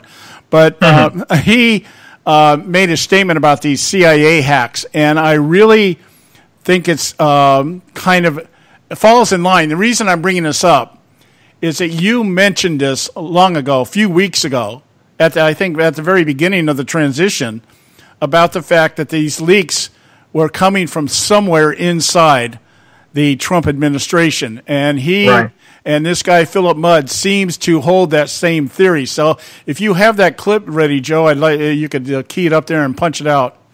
All right, here we go. Outrage. How did the CIA get hacked? What's your take? Boy, we're talking about how Americans' phones get hacked. If you're in the CIA this morning, and I know the people who run this program, your first question isn't just what we're revealing to the adversary, it's who did this. How did we get Chelsea Manning, Edward Snowden, now in the heart of the beast, the CIA? How does this happen? I think the question they're going to have is, did somebody from the outside hack into the agency? I doubt it. Or do you have somebody on the inside, whether it's a contractor or an employee, handing over the information? This, from the CIA's perspective, is devastating, and there's got to be a manhunt in that organization today to determine who did it, Chris. I don't know. I also think the American people need to look at this and say, what was just revealed offers an opportunity for someone at the ISIS stronghold in Raqqa, Syria this morning to look through these documents and say, how do I beat them? You might assume that the terrorists we chase are all highly sophisticated and that they would know the kinds of information that are in these documents. We chased a lot of dummies when I was at the Bureau and the agency. And even if the information isn't highly revealing to a technical expert in Silicon Valley, some of the people we chased didn't know a lot. They'll look at this stuff and say, wow, I didn't know they could do that with WhatsApp. I didn't know they could do that with Telegram. What was revealed gives them an opportunity that might not be that might be a surprise to you, Chris, because a lot of them don't know a lot. All right, now here's the deal, Scott. You had mentioned this earlier that the Trump team had pretty much figured that these leaks had to be coming from the inside. Now we have the accusations or allegations out there that somehow Obama had somebody within the intelligence agencies tapping into Donald Trump. Now I think it's already been dismissed that it was actually at Trump Tower. I think I heard last night on Hannity somebody was talking about it, saying, I can't remember her name, but she was saying they had just reported yesterday that it wasn't Trump Tower that the FISA order that was issued for. It was for something else. And the allegations, I guess the way this is all recycling is that somehow somewhere in October of last year, when the Obama camp realized that Hillary Clinton had a very good chance of losing, they decided that they needed to do something. They needed to start leaking this information out there to discredit Trump. We had the Russian dossier and all these other things that started coming out. And then Obama in December orders a report before he goes on vacation. And lo and behold, 2 weeks later, he's got a full report. The intelligence community, they're all in consensus. Yeah, this was the Russians, completely avoiding it earlier in the year. year, January of the 2016, when they first said they found evidence that the DNC had been hacked. Didn't know it was Russia at that point. My whole question to you is that now we're sitting here looking at this thing, and you had mentioned the fact that they're trying to flush out leaks in the White House. I know you probably can't divulge information in terms of how that's going, but is there any progress? Have they come any closer to determining who are the leaks within the White House?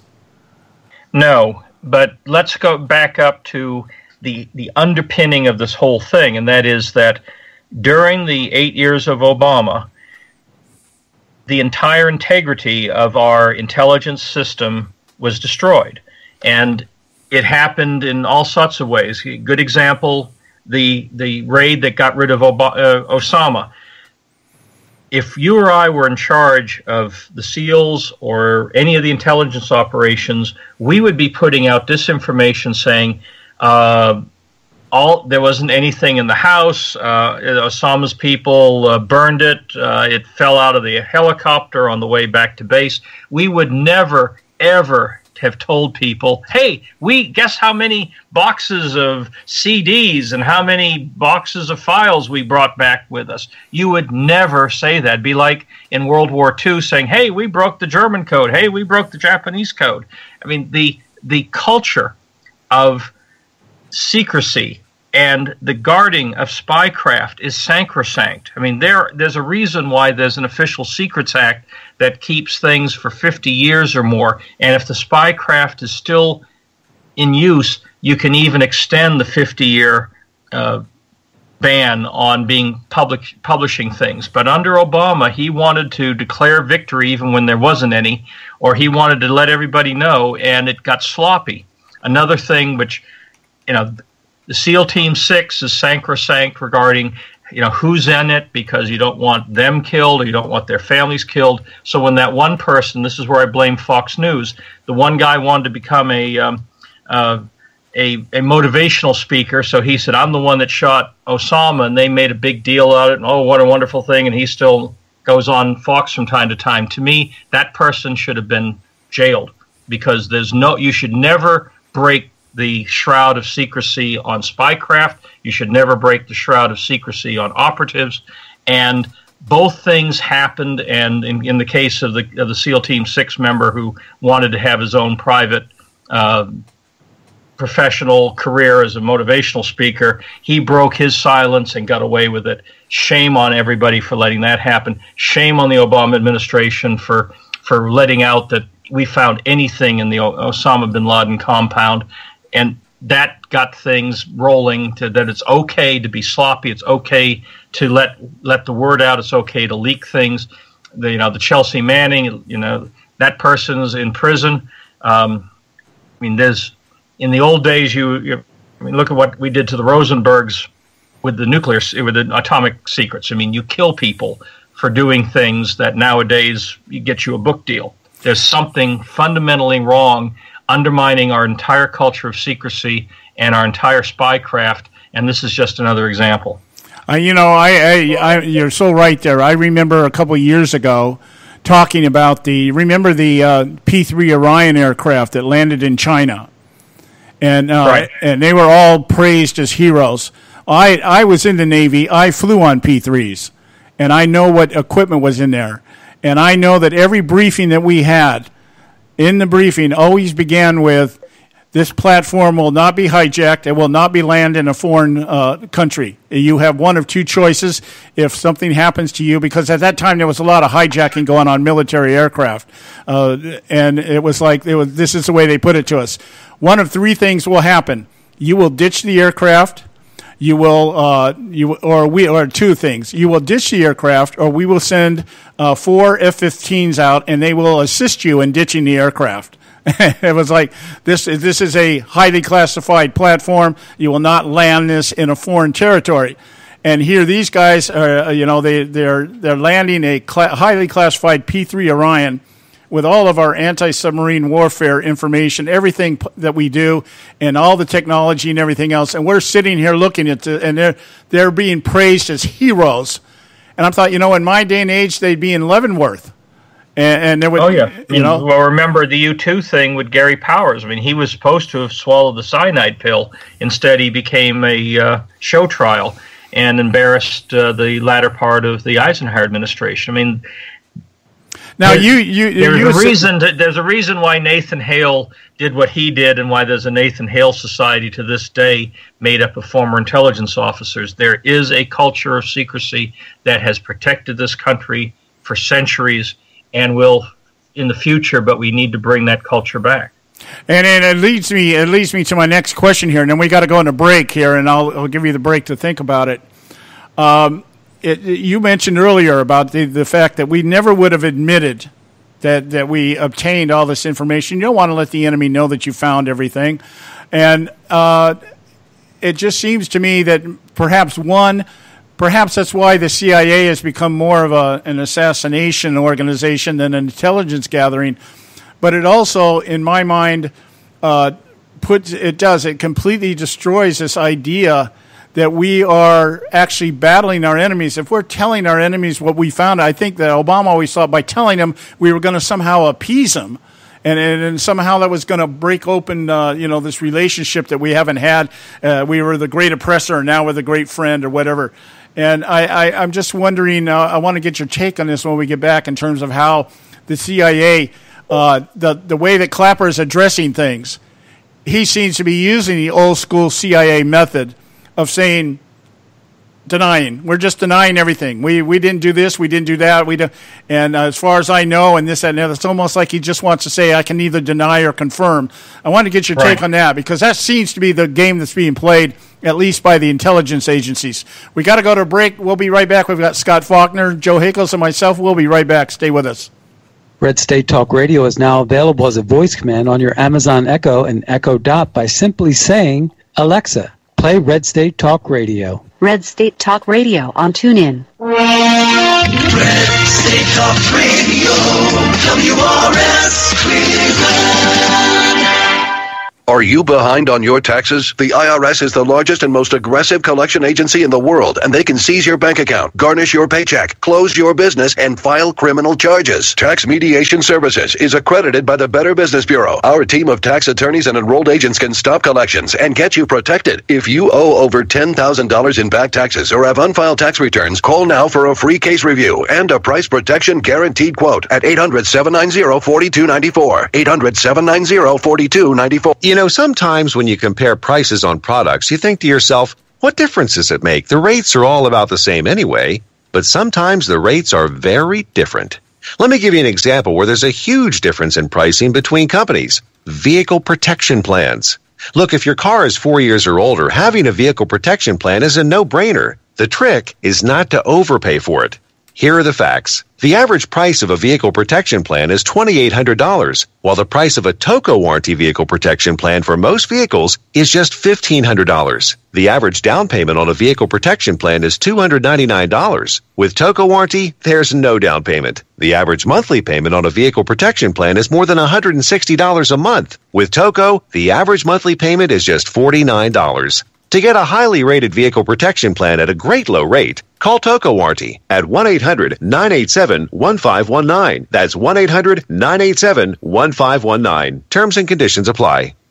Hey, this is Leonora Cravota from Red State Talk Radio for MyPillow. I used to have trouble sleeping. MyPillow changed all that. I now fall asleep within moments of my head touching my pillow. That's how comfortable MyPillow is with its patented interlocking fill. MyPillow stays cool and does not go flat. Plus, it's machine washable and dryable. MyPillow has a 10-year warranty and a 60-day comfort guarantee. MyPillow is also the official pillow of the National Sleep Foundation, and it's made right here in the USA. MyPillow is now offering Red State Talk Radio listeners a 4-pack special with 2 premium standard or queen pillows and 2 go anywhere pillows. That's 4 pillows for the price of 1. To take advantage of this special offer, call 1-800-961-9194 and ask for promo code RedState. That's 1-800-961-9194, promo code RedState. Put sleepless nights behind you with MyPillow, the most comfortable pillow you will ever own. For the best night's sleep in the whole wide world, visit MyPillow.com.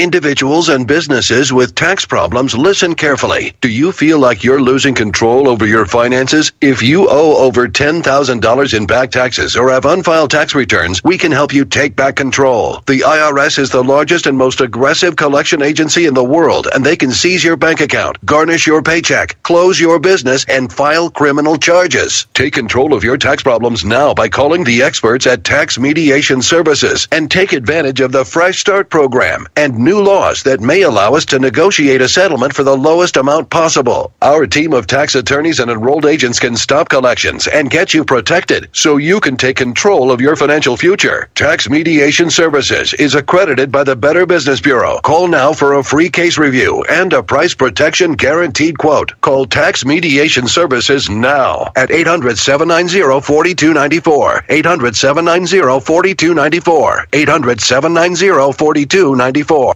Are you struggling with addiction or alcohol problems? If you're depressed, drinking, and using drugs, you may need help, and your insurance may offer coverage. I knew I could get myself out of this. I just needed some hope and some help. I took the first step to recovery when I made the call. Call the Addiction, Hope, and Helpline now for a free assessment with someone who cares. Call 800-766-0878. 800-766-0878.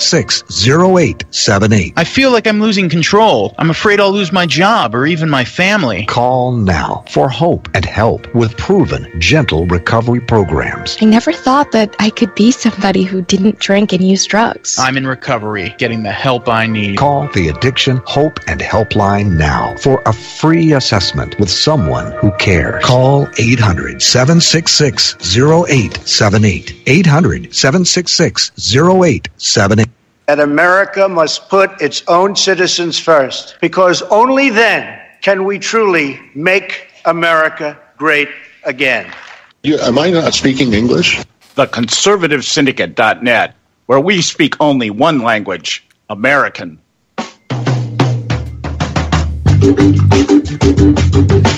All right, we're back, and you're listening to the Conservative Syndicate, real conservative talk from real conservatives. I'm your host, John Matthews, along with Joe Hakos. We've got Scott Faulkner with us today, and again, one so grateful that we've been able to land him for the entire show today, try to catch up on some of the things, maybe cut through some of the cesspool out there in the swamp and get to some of the real facts about what's going on out there. I guess, I hope my question was coherent. I have a tendency sometimes to think out loud while I'm also trying to form questions.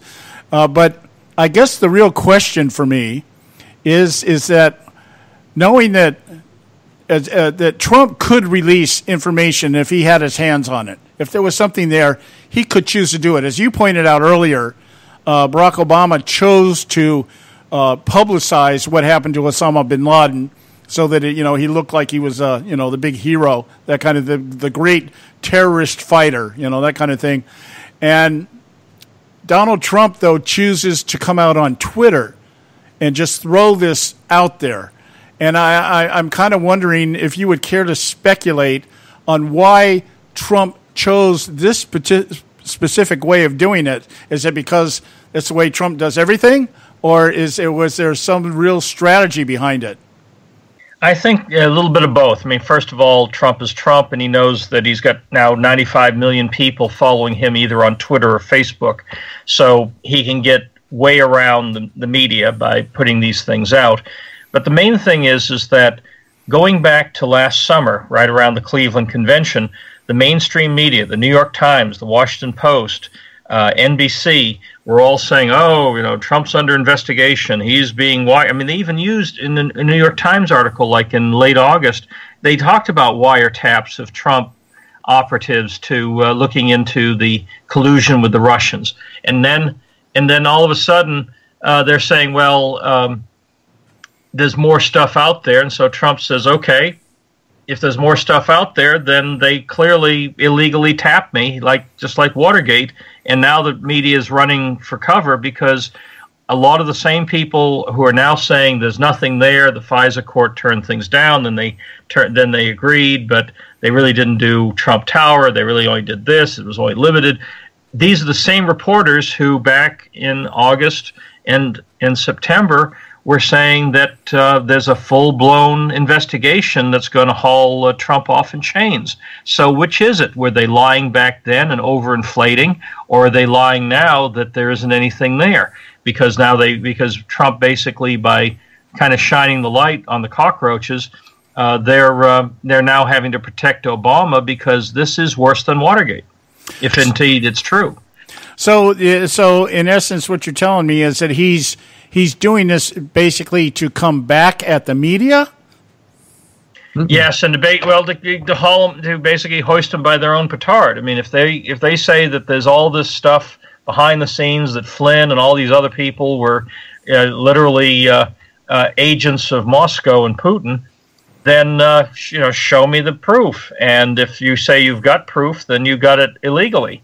And so and now they're all backpedaling, saying, well, there really wasn't anything last year, when in fact they had banner headlines in the New York Times saying there was. So who's lying when? So what we're looking at here is almost like a game of poker. It's like one side is trying to put something out there that's they're actually trying to employ Russian tactics. Let's just play devil's advocate here for a minute, of trying to influence an opinion or to change their narrative, to get their narrative out there in the forefront and get people to buy into it, whether or not it's ever documented or backed up. And then Trump just calls them. He says, "Oh, okay, well, look, if you got it," and then to call on Congress. That's the thing that's kind of, it puts Congress now in a position where Congress has to respond, and it seems like Congress is responding in the same way that they've always responded. It's like, we don't really know. We have no clue what's going on here. We don't want to really commit one way or the other. So I guess I'm gathering from what you're saying. Correct me if I'm wrong. This is just a strategy by Trump to turn right around and throw it back at the media and say, "Okay, you guys keep playing this song, and now I want to know where it originated." Exactly. I think that when Trump is running on all cylinders, he's 2 or 3 moves ahead of the other side, and I think that's what's happening now. And so now this thing is basically going to wind down. Is that what you're saying? No, I think it's going to blow up. I think that people like Bannon are already tweeting about how many people in the Obama administration, including Obama himself, may be in prison by the end of this administration. So I think that they think they have found a loose thread, and they're giving it a big yank and seeing what unravels. Yeah, I know. I was reading an article the other day that reports are that Obama is livid. And all I could think of was, are you livid because you're being accused of something, or are you livid because you were caught? This is almost like the Bill Clinton thing all over again. Joe, you had a comment you wanted to make? Yeah, that's the reason why Trump put this out, was to put a foot in Congress's butt, because otherwise there was no other way to shine the light on these cockroaches because of the FISA court, etc. So he had to get somebody else to do it. When he put it out there like that on his Twitter account, that shined a light on it, and it provoked Congress into some action. And now that action, because let's face it, Donald Trump already knows what was going on. He's privy to the intel. He's got the intel sitting in front of him. So he needed some way to go ahead and get it out there so Congress would start doing their investigations. This was the only way he could do it. Now, but another component to this is that all during the 8 years of Obama, people said, "Oh, the IRS, those were rogue people. Oh, the FEC with all those different groups. Oh, that was rogue people. Fast and Furious. Don't know how all those guns got in the wrong hands." There was all this amazingly implausible explanations that somehow magically the Obama administration was not being run by Obama. No one ever asked in the media, even among the Republicans, what did the president know and when did he know it? And so now we're into a situation where a FISA court, twice, somebody goes before the FISA court and says, we have probable cause that we need these wiretaps. First time the court said no, it was too broad. Second time they said okay. A bureaucrat does not wake up in the morning and independently initiate something of this import. Somebody takes the bureaucrat aside and either explicitly says to him or with a wink and a nod says to him or her, please pursue this. And that's how they did the FEC, that's how they did the IRS, that's how they did Fast and Furious. And nobody ever pursued it. Now, with Trump flipping on the lights and everyone's all the cockroaches scurrying, he's saying, I don't buy this. Some third, fourth echelon bureaucrat doesn't wake up one morning and randomly go to a FISA court. Somebody was a prime mover. Let's find out who that person is. Yes. You now have a different attorney general now in Jeff Sessions that might actually pursue this. All right. So what we I mean, it's almost like the ghosts of scandals past here. And I'm looking at this and I'm thinking, are we re-entering or are we revisiting the idea that the CIA through the NSA is actually out there data mining, collecting information on private citizens, which is a violation of law if the CIA is doing this, right? Correct. The CIA is not supposed to work inside the United States. I mean, that was one of the issues that came out of 9/11 is that the even sharing of information is supposed to be firewalled a bit between domestic and international, sometimes to our detriment. I mean, there's ways to do workarounds. Certainly Bill Casey and the early Reagan days did a lot of workarounds that helped bring down the Soviet Union. And that one day, 50 years from now, when we hit the 50-year mark, some of us who know the details will talk about it. But there's ways to do it and get the bad guys in the right ways. There's the way Obama did it is, and the way the Clintons did it, and the way the media is doing it, and the way some of the people inside the intelligence community that hate Trump are doing it. I mean, they are sailing way over the legal cliff, and I hope it'll get, they'll all be brought to justice. Well, it certainly sounds to me like we're revisiting back in the days when Clapper was asked, do you gather information on private citizens? And he says no. And this, I mean, we're narrowing it down to one citizen, but it still seems that's where we're headed here. There's somebody in the intelligence agencies. But let me give you this question here, and then we got to go to break. I'll ask you to answer when we get back. The intelligence agencies are denying that they were ordered by Obama to do anything. That doesn't mean that somebody in the Justice Department didn't order it or ask it at the direction of Obama. You just pointed that out, that no bureaucrat just wakes up and says, hey, let's do this. Somebody has to tell them to do it. My question is, and you can maybe expound on this or speculate on it when we get back, is it possible that Barack Obama could have gone outside the government altogether to do this? Get somebody on the outside? I mean, the guy works in the Chicago machine. These guys are experts at doing this kind of stuff. We'll ask Scott to expound on that when we get back. Stay with us right here at the Conservative Syndicate. Don't go away. There is an old saying, children should be seen but not heard. At no time is this more apparent than when politicians speak. TheConservativeSyndicate.net, the adult in the room. Hey folks, if you're like me, you don't place a whole lot of trust in today's media for the real truth and facts regarding the volatile world of finance and politics. When I want the real scoop on money, I go to the most trusted source I know, my good friend and colleague, Bob Cardoso. Bob is a noted expert with a PhD in international finance who airs his nationally known, globally syndicated show, Robert Cardoso Live Daily, Monday through Friday, 3 to 5 p.m. Pacific Time. With Bob, you get the right information at the right time from someone who knows his business and can help you make the right decisions concerning yours. Again, Bob airs daily, Monday through Friday, 3 to 5 p.m. Pacific Time. Visit his website at robertcardosolive.com for information regarding stations and topics. That's robertcardosolive.com. Check Bob out. You'll be glad you did.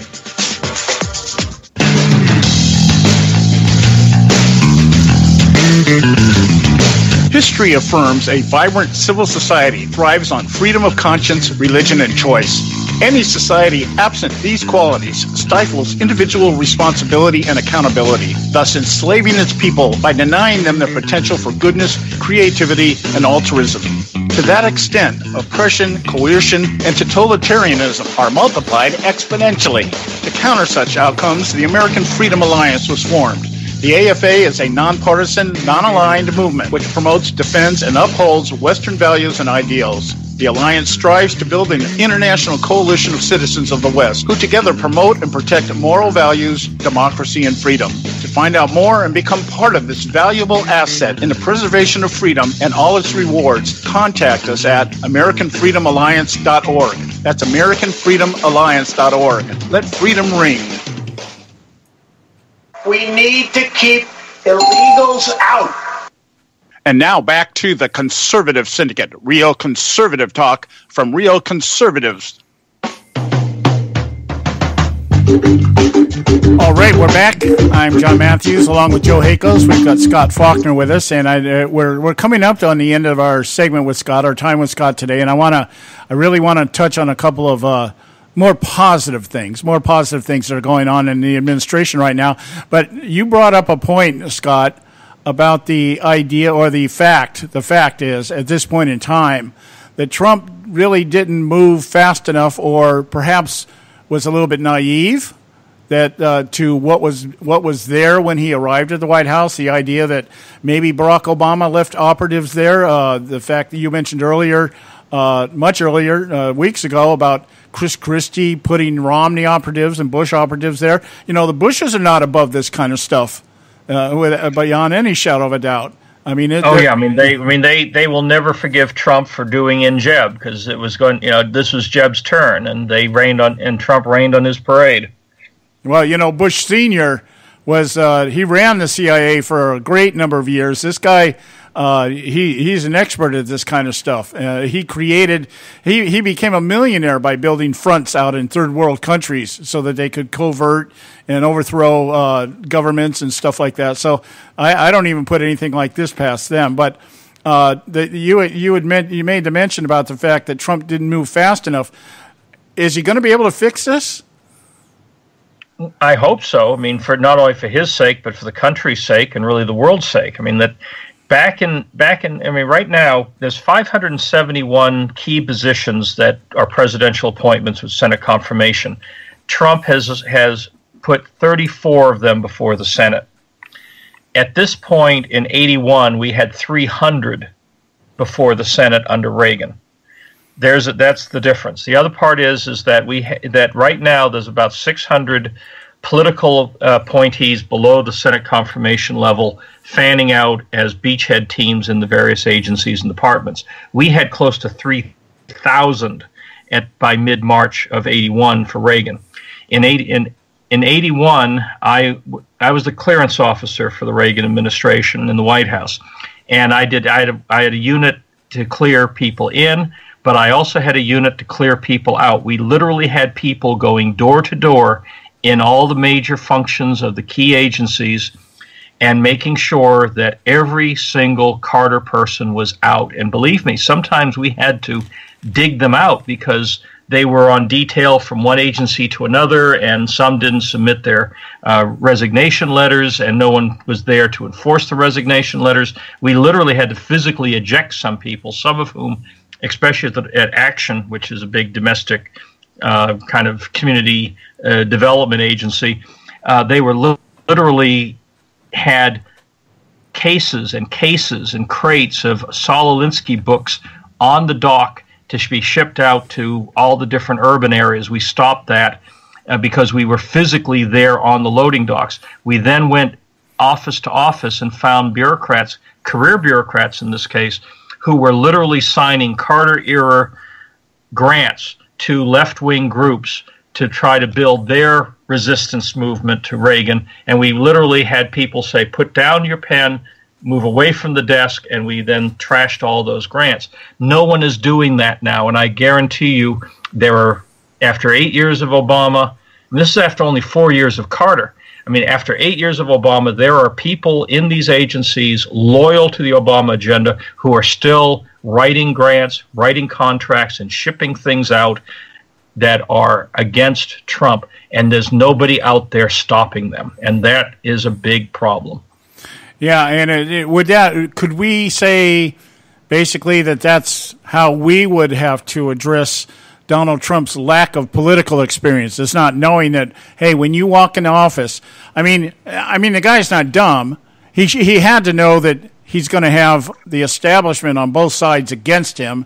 I mean, we know that. He knows that. He builds his whole campaign around that. And to not think ahead enough because maybe he just didn't have the correct people in his inner circle to say, hey, look, the first thing we got to do when we get in here is we got to clean house. Well, I think that's part of it. I mean, Trump has taken over companies all his life. That's how he expanded his empire. And I guarantee you that when a Trump acquisition, whether it was negotiated and friendly or was a takeover, hostile takeover, he had his operatives in there locking the place down and making sure the Trump brand was promoted and people loyal to the Trump brand were moving up the line. That's the way you do it in corporate America, and he's a master at it. So all I can think of is whether that there are some establishment people Priebus in the Priebus probably that have stayed his hand on these things for whatever reason, and it's come to grief. And so maybe it's just a matter here that he got in there and maybe just trusted the wrong people? That is entirely possible. The thing is that he knows how to take over a corporation, and the executive branch is just the ultimate corporation. It's right. the same. It's the same principles of how do you lock the place down so that your will, and in this case the will of the voters, is being implemented, and it is not right now. And let's just hope that he gets his act together on this, because until he does, Congress can still sit on their hands and do nothing. The left is still going to have a field day with this thing. This narrative isn't going to go away anytime soon. It's the only thing the left has now. So we're out of time, Scott. I want to give you a moment to promote what you're doing out there in terms of your own interest. I know you got a blog site, and let people know how they can find you. Right. Of course, I'm on LinkedIn. I'm also do articles for Newsmax, and then I have my own blog called Citizen Oversight, which right now is focusing a lot on some local politics here in West Virginia that relates to how you can take on the powers that be, even at the local level, and win. And so it really, anybody can hold power accountable. Anybody can make an impact. Please read my material and hopefully be inspired to do the same. I would offer this to those of you out there listening right now. You want it, if you can. It was difficult, but I found a copy of Scott's book, Naked Emperors. And the reason I say you should finally go out there and find them, find it if you can. They're rattling around on Amazon. Yeah, I found mine on Amazon. It was a used copy. It's a hard copy, a used copy. It's in perfect condition, and so I'm starting to read through it. And I tell you, it's almost prophetic. The book is almost prophetic. You wrote this back in the 90s, right? Yeah, actually, well, it was about the 90s, and I actually wrote it and came out in February of 2008. Yeah, it's prophetic. He could have sat down and wrote this thing today, and it would be just as relevant. So pick it up here, because it does talk about the failure of Congress to do what they have been elected to do, and we're all too aware of that. So, again, thanks so much, Scott, for coming on. I appreciate you taking the time today. The best wishes for your dad. And I really appreciate that. And my wife and I have him on our prayer list, so we're praying for you. So thanks so much, my friend, and we'll talk to you next time around. Fantastic. Both of you have a great day and a great weekend. All right, you too, my friend. All right. Okay, guys, we're coming up on the end of the show. Any parting shots here, Joe? Well, yeah, we're talking about, Trump should be cleaning house, and you were going, well, the left will go crazy. Well, let them go crazy. I mean, Clinton fired 93 U.S. attorneys when he first took office, and it happened around March. So that would be the time to go ahead and do it. It is time. Donald Trump needs to go ahead and clean house. I mean, absolutely has to clean house. Reagan replaced 89 of 93 U.S. attorneys in his first 2 years in office. It is time to clean house. He's got people in there that are working against him, then they're working against the will of the American people. And that needs to come to a swift and sudden halt. Well, I was kind of amazed to hear Scott talk about the fact that when he was working with the Reagan team to find books of Alinsky sitting on the docks and people in the Carter administration, I knew Carter was kind of a progressive in the old school kind of way. I think that's what drove him into philanthropy when he got out of the office. Habitat for Humanity, I think, is the only thing that Jimmy Carter ever did worth its weight in salt. And but to find out that even as far back as then, they were already organizing to a great degree. None of that surprises me, to be quite honest. So what surprises me is Donald Trump hasn't done it already. That's what needs to happen. And if he has somebody in there that's saying, no, don't do that, Donald, that Mr. President, please don't. That would look bad. Hey, you know what looks bad? Is not doing what the will of the people wanted. Yeah. Well, guys, we're done for the day. We'll be back tomorrow, same time, same station. 3 o'clock out here on the West Coast, 6 o'clock on the East Coast. Tomorrow we'll have Bob Cardosa and Jonathan Dunn will be checking in with us. So have a good night. Well, God bless you. Thanks for listening. We love you.